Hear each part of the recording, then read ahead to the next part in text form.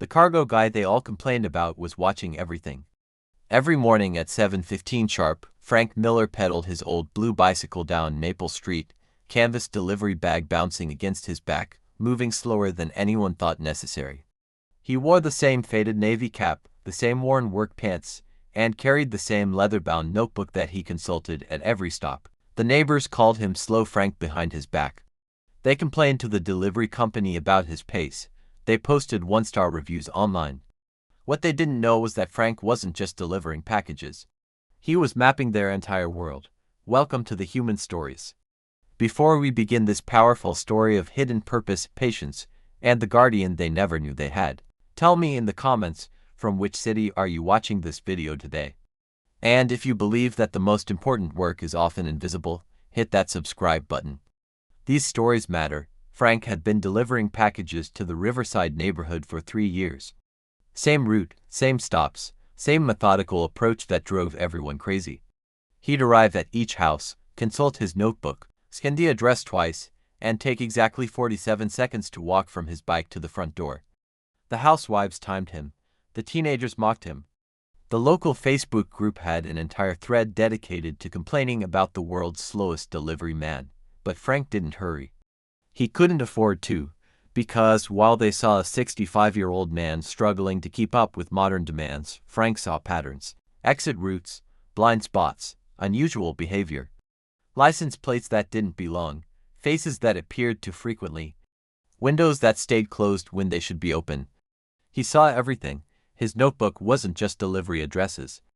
It was a tactical assessment of 37 homes, 14 businesses, and every security vulnerability in a 6-block radius.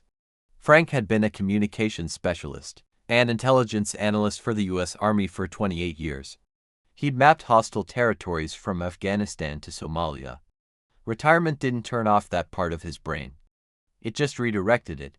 The first break-in happened on a Tuesday. The Henderson family came home to find their back door kicked in, electronics gone, jewelry missing. The police took a report, dusted for prints, and told them to call their insurance company. The second break-in was Thursday. The Martinez house, 3 streets over. Same method of entry, same type of items stolen. Professional, quick, knew exactly what to take and where to find it. By the third break-in, the neighborhood was in panic mode. Security systems were installed. Ring doorbells went up on every house. Neighborhood watch meetings were called. But the burglaries continued. Always during the day. Always when no one was home.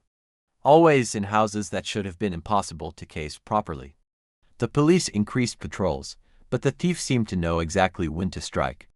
It was like someone had inside information on every family's schedule, every home's layout, every security measure. The neighbors suspected each other, trust eroded, fear took over. Frank delivered packages through it all, still slow, still methodical, still taking notes in his leather-bound book. The complaints about his speed actually increased. People were on edge, and his deliberate pace felt like an insult to their urgency. "Can't this old man move any faster?"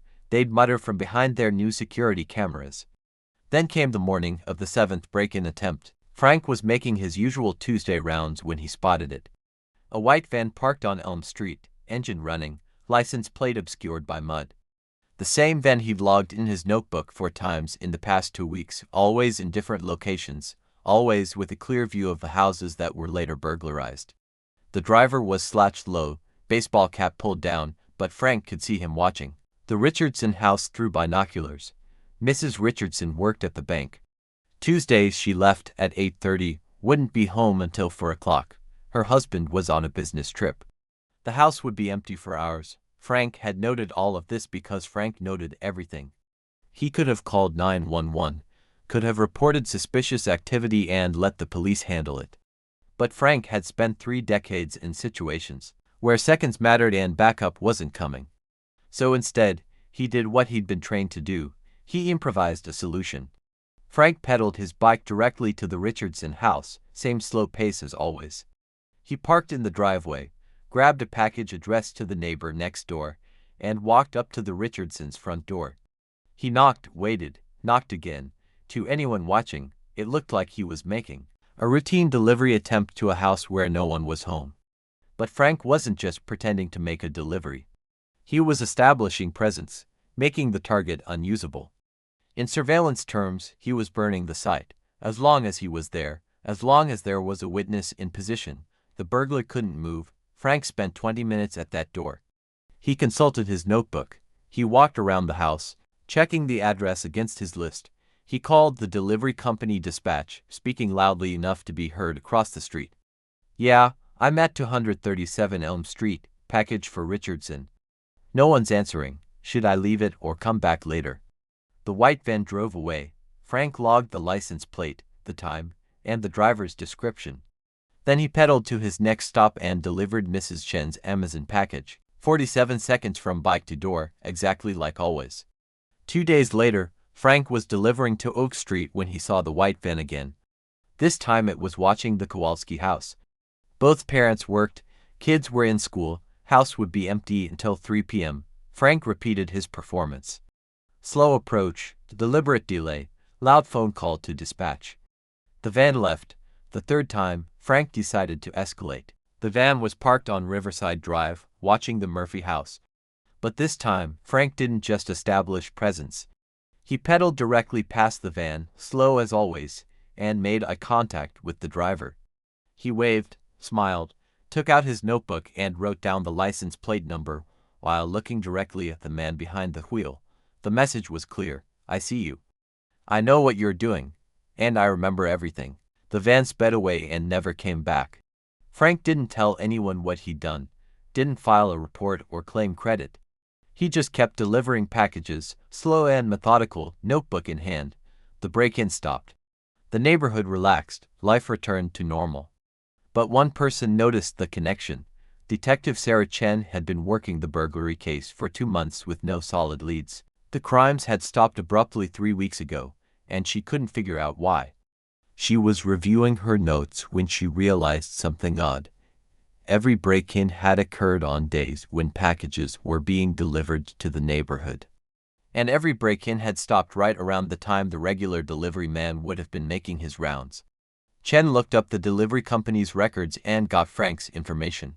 When she ran his name through the system, his military service record came back heavily redacted. Intelligence specialist, multiple commendations. 30 years of service in classified operations. She found Frank at the end of his route, sitting on his bike in the parking lot behind the delivery depot, eating a sandwich from a paper bag. She approached carefully, badge visible but not threatening. "Mr. Miller." "Detective Chen, Metro Police. Could I ask you a few questions about the recent break-ins in your delivery area?" Frank looked up, unsurprised. He'd been expecting this conversation for weeks. "What would you like to know?" Chen sat down on the concrete barrier beside him. "The burglaries stopped 3 weeks ago. Right around the time you would have been making deliveries. That's an interesting coincidence." Frank took another bite of his sandwich. "Is it? I ran your background, Mr. Miller, 28 years in Army intelligence. I'm guessing you notice things other people miss." Frank closed his notebook and looked directly at her. "I notice everything, detective. It's a hard habit to break." Chen nodded. "The white van with the mud-covered plates. You saw it too." "Saw it. Logged it. Made sure it couldn't operate." Frank opened his notebook and showed her 3 pages of detailed surveillance notes. Times, locations, license plate numbers, driver descriptions. He was good, but not good enough to work around someone who actually knows what surveillance looks like. Chen stared at the notes. The level of detail was extraordinary. This wasn't just observation. It was professional intelligence gathering. "Why didn't you call it in?" Frank shrugged. "Didn't have enough evidence for an arrest. But I had enough to make his job impossible." Sometimes prevention is better than prosecution. Detective Chen spent the next hour going through Frank's observations. The information was detailed enough to identify the suspect and connect him to similar burglary patterns in 3 other cities. Within a week, they had their man. The arrest never made the local news. Frank's role was never mentioned. He continued delivering packages, slow and methodical, notebook in hand. The neighborhood residents still complained about his pace. They still posted negative reviews. They had no idea that the man they criticized every day was the reason they could sleep safely at night. But word spread quietly through the police department, then through the delivery company, then among the few neighbors who put the pieces together. Frank Miller wasn't just a delivery man. He was a guardian who'd never stopped serving, even after his country had officially released him from duty. One morning, Mrs. Richardson was waiting by her mailbox when Frank arrived with a package. She'd been thinking about the timing for weeks, how the break-ins had stopped, how Frank always seemed to show up at just the right moments, how his presence alone seemed to make the neighborhood safer. "Mr. Miller," she said as he approached her door. "I wanted to thank you." Frank paused, package in hand. "For what, ma'am?" "For watching over us. For taking care of this neighborhood. I know what you did." Frank didn't confirm or deny anything. He just handed her the package and tipped his navy cap. "Just doing my job, ma'am. Have a good day." As he pedaled away, Mrs. Richardson noticed something she'd never seen before. Other neighbors were watching from their windows. Not with irritation this time, with respect. Because sometimes the most important battles are fought by the people you least expect, using weapons you never see. Frank Miller had spent 3 decades protecting his country from enemies abroad. Now he spent his retirement protecting his neighbors from enemies at home. He never asked for recognition, never wanted credit, never needed thanks. He just showed up every day, slow and steady, watching everything, protecting everyone, ensuring that the place he'd chosen to call home remained safe for the families who lived there. The delivery company still gets complaints about Frank's pace. He still takes longer than any other driver. He still consults his notebook at every stop, but the break-ins never returned to Riverside neighborhood. Crime rates stayed low. Families felt safe.